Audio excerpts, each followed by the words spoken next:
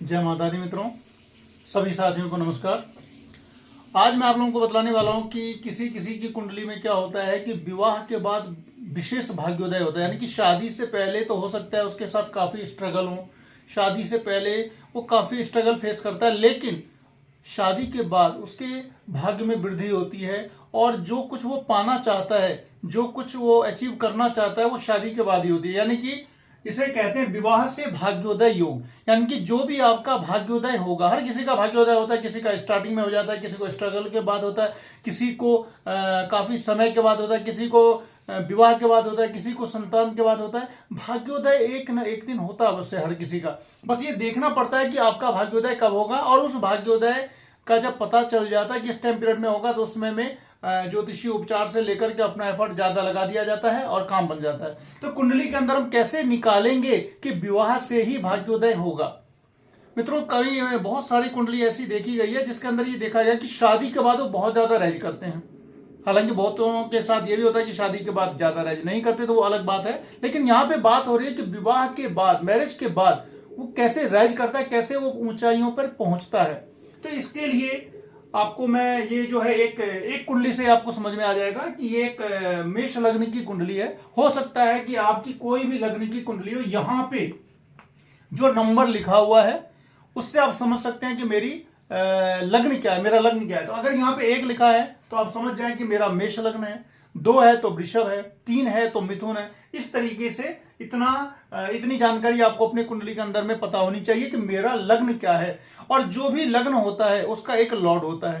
तो अगर यहाँ पे आपका 1 लिखा है तो आपका मेष लग्न है, 2 लिखा हुआ है यहाँ पे अगर, तो आपका जो लग्न है वो वृषभ है, 3 में मिथुन, कर्क, सिंह, कन्या, तुला, वृश्चिक, धनु, मकर, कुंभ और मीन। यानी कि 12 राशियां हैं और 12 ही लग्न हैं। तो आपका कोई ना कोई लग्न जो भी होगा वो इन्हीं 12 में से होगा, 1 से लेकर के 12 तक होगा। इतना तो क्लियर हो गया आपको लग्न आपका समझ में आ गया। अब बात करते हैं विवाह की, यानी कि विवाह का भाव कौन सा है। बहुत आसान है, अगर आप समझने की थोड़ी सी कोशिश करते हैं तो आप अपने बारे में समझ सकते हैं। उसके बाद इतना यह भी हो सकता है कि आपका अपना बचाव भी हो सकता है। आप किसी ज्योतिषी के पास जब जाते हैं तो अगर आपको प्राइमरी नॉलेज है तो आप कम से कम एटलीस्ट जो होता है गुमराह नहीं हो सकते। आपको ऐसा लगेगा, अगर आप क्वेश्चन कर सकते हैं, परिस्थिति ये बनती है ना कि आप जब जाते हैं तो आप कोई भी काउंटर क्वेश्चन नहीं कर पाते। इसके पीछे का कारण ये है कि आपको इसकी जानकारी नहीं है। अगर आपको इसकी जानकारी है तो आप कुंडली दिखाते समय या फिर आगे अपने लैब में खुद से भी कुछ काउंटर क्वेश्चन कर सकते हैं कि अगर ऐसा है तो ऐसा क्यों नहीं है। अब आपको ये पता चल गया कि 7वां भाव जो होता है ये आपके जीवन साथी का होता है। मैंने यहां पे लिख दिया है विवाह। इसमें कोई भी राशि आएगी आपकी, सीधी सी बात है। जब यहां 1 से चलेगा, 1 से 12 तक चलता है, 2 से फिर इस तरीके से आगे चलेगा। तो यहां पे आप देखें कि आपकी कौन सी राशि है।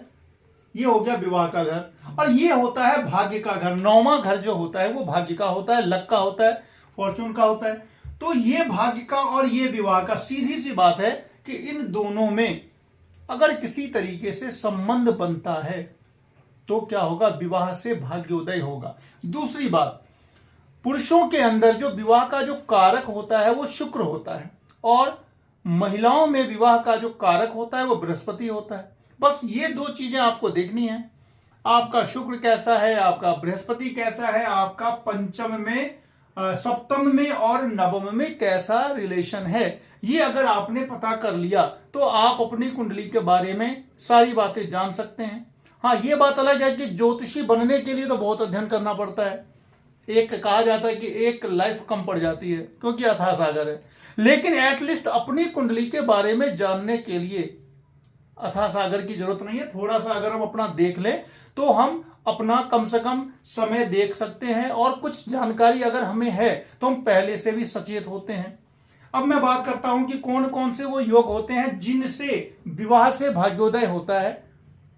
सबसे पहली बात कि विवाह के घर में और भाग्य के घर में अगर किसी प्रकार का कोई रिलेशन है, यानी कि इसका जो स्वामी है वो यहां बैठ जाए और इसका स्वामी जो है वो यहां बैठ जाए।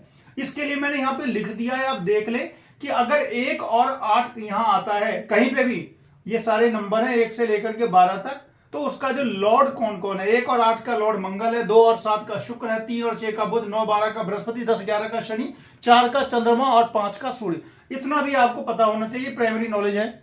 इसके बाद आप देखें कि आपका भाग्य का स्वामी यहां पे देखिए, इसका लॉर्ड जो है, यानी कि यहां अगर 9 लिखा है और 9 का लॉर्ड कौन होता है, यहां देख लें बृहस्पति, और बृहस्पति अगर यहां बैठे हुए हैं इसका मतलब यह कि विवाह से भाग्योदय होगा। यानी कि भाग्य का स्वामी सप्तम भाव में हो, यानी कि भाग्य कब होगा, विवाह के बाद सप्तम से होगा। उसके बाद सप्तम का स्वामी अगर नवम भाव में हो, यानी कि यहां अगर 7 लिखा हुआ है तो अगर शुक्र अगर यहां बैठे हुए हैं, सीधी सी बात है कि 7th हाउस का लॉर्ड 9th हाउस में हो जाए, 9th हाउस का लॉर्ड 7th हाउस में हो जाए। पहला तो ये है। इसी में आप ये भी देख सकते हैं कि एक तरफा होगा कि इसका लॉर्ड यहां बैठा होगा लेकिन इसका लॉर्ड यहां नहीं हो, तब भी होगा। अगर दोनों के बीच में है, यानी कि 7th हाउस का लॉर्ड 9th में और 9th हाउस का लॉर्ड 7th में, तो ये बहुत प्रबल राजयोग भी होता है, इसको महायोग भी बोलते हैं, और साथ ही साथ विवाह से भाग्योदय योग भी हो गया। तो एक साथ ये 2 योग आ जाते हैं।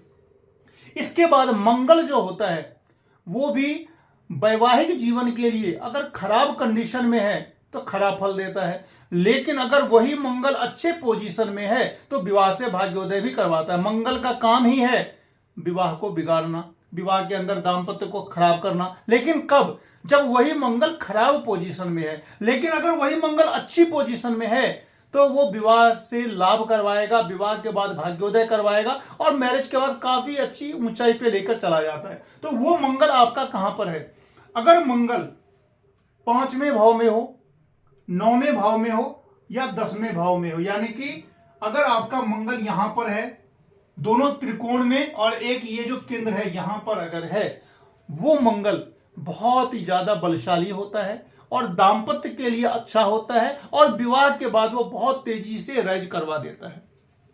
इसके बाद चंद्रमा से आप देखें, लग्न से देखें और नवमांश से देखें, तीनों से अगर 5th हाउस में और 9th हाउस में किसी भी प्रकार का रिलेशन, अब ये रिलेशन 3 प्रकार का होता है। एक होता है युति, एक होती है दृष्टि और एक होता है म्यूचुअल, जिसको हम हिंदी में बोलते हैं व्यत्यय। अब तीनों देख लें। युति क्या होती है, अगर इसका लॉर्ड और इसका लॉर्ड दोनों एक साथ कहीं पर भी बैठ जाएं, इसका लॉर्ड और इसका लॉर्ड, यानी कि 7th हाउस का लॉर्ड और 9th हाउस का लॉर्ड मिलके अगर किसी भी भाव में बैठते हैं तो ये युति कहलाता है।